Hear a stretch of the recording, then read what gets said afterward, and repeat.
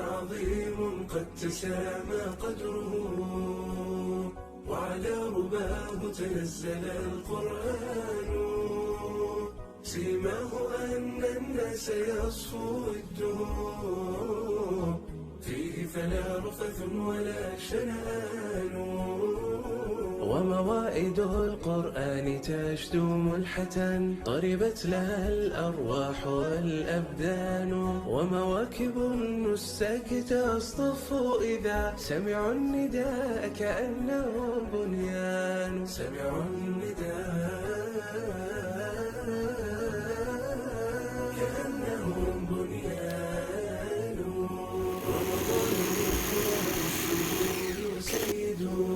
السلام عليكم ورحمة الله وبركاته.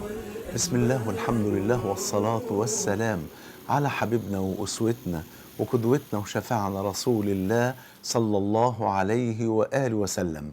هل هناك علاقة بين موت الشيخ عبد الله كامل وأمثاله وبين علامات الساعة؟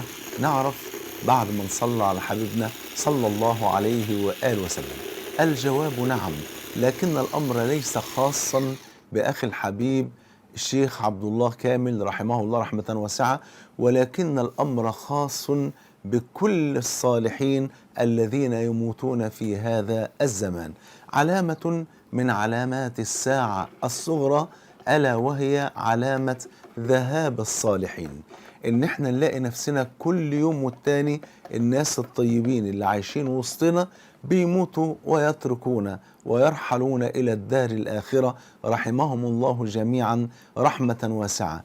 كل ما بيموت حد من الصالحين قلوبنا بتنقبض، بنشعر بغربة شديدة جدا، ونحن نعيش في زمن الفتن، زمن الغربة الثاني الذي أخبر عنه النبي صلى الله عليه وسلم حينما قال: بدأ الإسلام غريبا وسيعود غريبا كما بدأ، فطوبى للغرباء.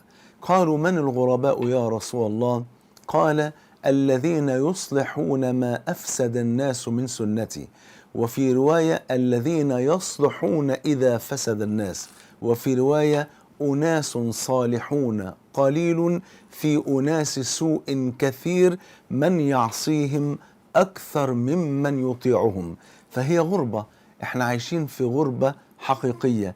الإسلام والمسلمون يعيشون في أشد أنواع الغربة الآن، ولذلك كلما مات صالح أو مصلح نتوجع ونتألم لموته، لأن الدنيا بتفضى علينا ولا حول ولا قوة إلا بالله. فموت الصالحين لا أقصد فقط أخي الحبيب الشيخ عبد الله كامل، وهو نحسبه من الصالحين المصلحين بفضل الله سبحانه وتعالى، لكن المقصود أن موت الصالحين عموما هو علامة من علامات الساعة الصغرى. فقد ثبت في الحديث الذي رواه أحمد بسند صحيح أن النبي صلى الله عليه وسلم قال: لا تقوم الساعة، يعني ده من علامات الساعة الصغرى، لا تقوم الساعة حتى يأخذ الله شريطته من أهل الأرض فيبقى فيها عجاجة لا يعرفون معروفا ولا ينكرون منكرا. إيه معنى الحديث؟ معنى الحديث أن النبي صلى الله عليه وسلم وضح أن من علامات الساعة أن يأخذ الله عز وجل شريطته من أهل الأرض. إيه معنى كلمة شريطته؟ اللي هم أهل الخير والصلاح، أهل الدين والإيمان، أهل العقيدة والتوحيد، هؤلاء هم شريطته من أهل الأرض.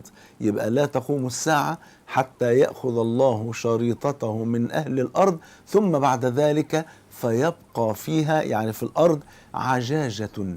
العجاجة هم أراذل الناس الذين لا دين لهم ولا خلق ولا عهد ولا ذمة ولا أي شيء يمت بصلة لا للدين ولا للأخلاق.